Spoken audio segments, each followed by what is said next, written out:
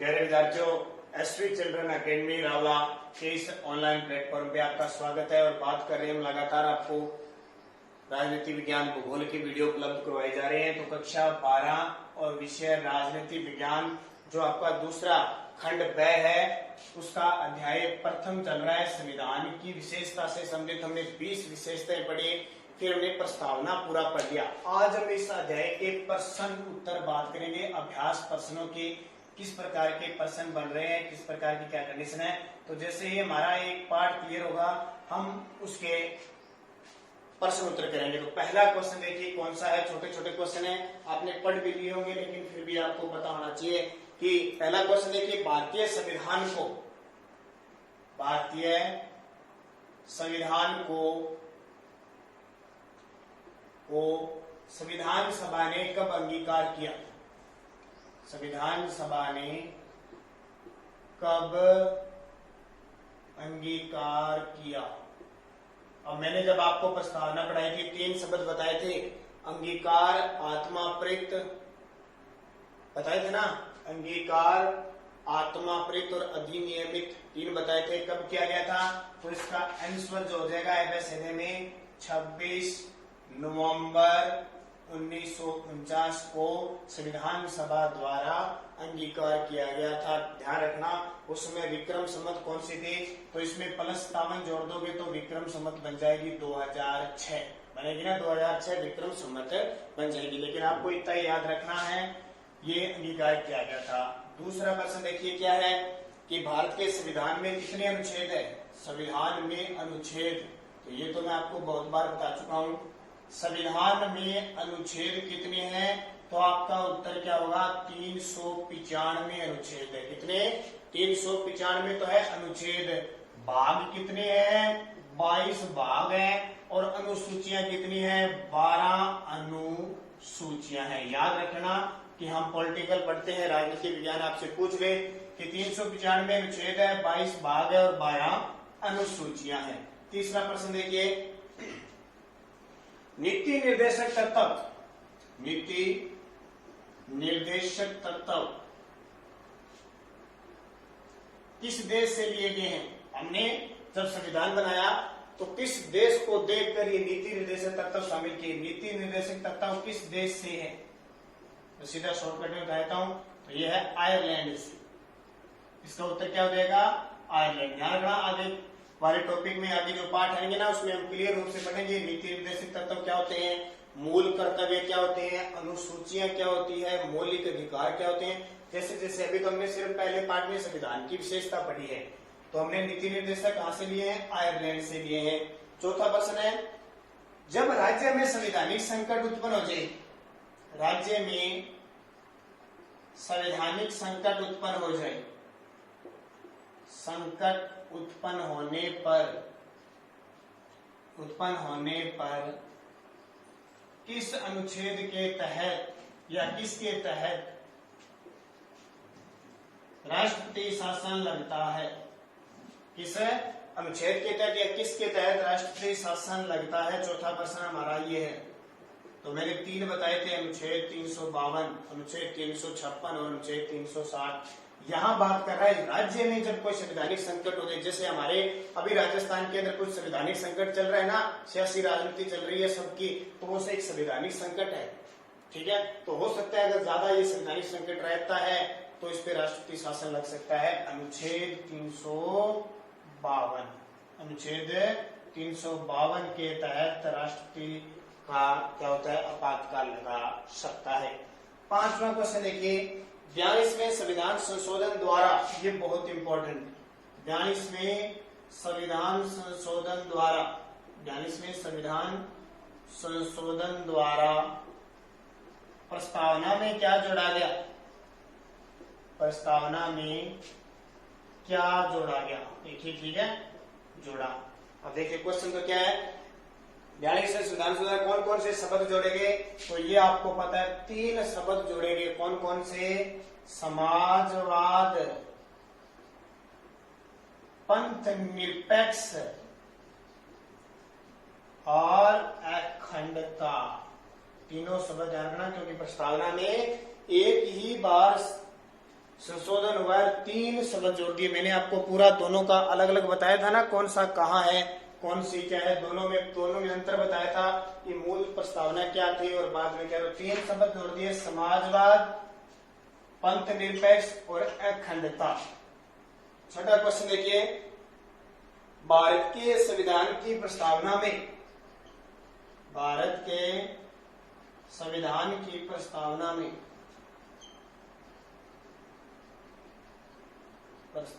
में प्रयुक्त, भारत के संविधान की प्रस्तावना में प्रयुक्त हम भारत के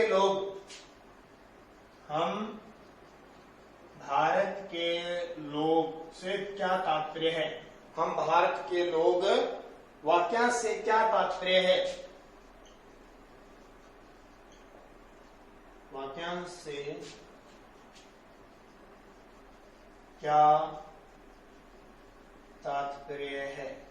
हम भारत के संविधान की प्रस्तावना में प्रयुक्त हम भारत के लोग, प्रस्तावना पढ़ते हैं ना, हम भारत के लोग भारत को संपूर्ण प्रभुत्व, लोकतांत्रिक, समाजवाद, पंथ निरपेक्ष राज्य बनाने की मांग करते हैं। तो हम भारत के लोग ऑप्शन में क्या है, संविधान सभा के सदस्य, प्रारूप समिति के सदस्य, स्वतंत्रता सेनानी या संविधान को स्वीकार करने वाले भारत के नागरिक। इस बात के हम भारत के लोग का मतलब होता है संविधान को स्वीकार करने वाले, संविधान को स्वीकार करने वाले भारतीय नागरिक हैं। हम भारत के लोग भारतीय नागरिक, हम कहते हैं ना, हम नागरिक कहाँ के हैं, भारत के हैं। तो ये 6 प्रश्न हो गया। आप एक बार उतारो, मैं आपको बताता हूँ। उसके बाद में कोई उतारना चाहता है, एक बार आप जरूर पढ़ो, साथ साथ में पढ़ते जाना, पॉलिटिकल आपके समझ में आती जाएगी। अगर आपने नहीं पढ़ा तो आपके समझ में नहीं आएगी। नहीं आ रहा।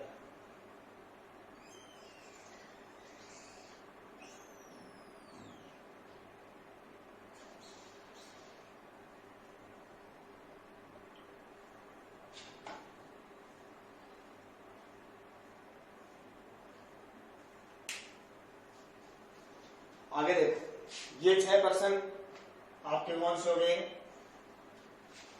जो वस्तुनिष्ठ प्रश्न है उनके बारे में। 1 प्रश्न हो रहे या 7 नंबर।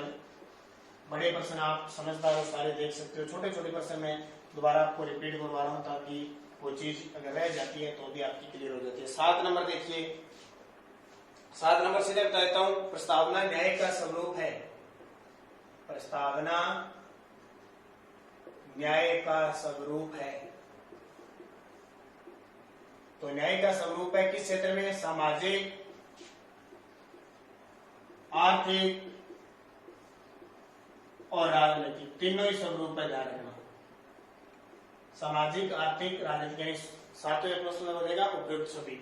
अब देखिए, अब क्वेश्चन आते हैं आपके अति लघुत्रात्मक प्रश्न। अति लघुत्रात्मक प्रश्न, ठीक है।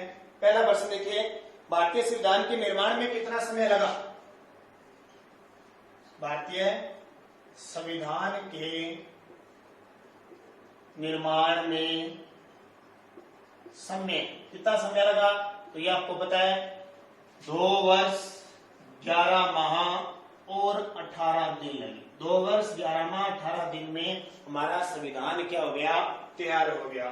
दूसरा प्रश्न, भारतीय संविधान में कितनी अनुसूचियां हैं, भारतीय संविधान में कितनी अनुसूचियां हैं। तो मैंने अभी आपको बताया था 12 अनुसूची है। वर्तमान में पूछे 12, आपसे पूछे मूल संविधान में कितनी थी।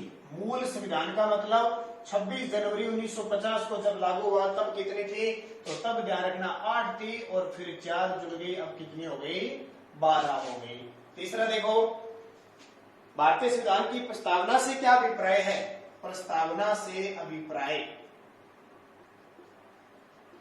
प्रस्तावना से ये अभिप्राय है कि हमने जो संविधान बनाया है उसका उद्देश्य, संविधान बनाने का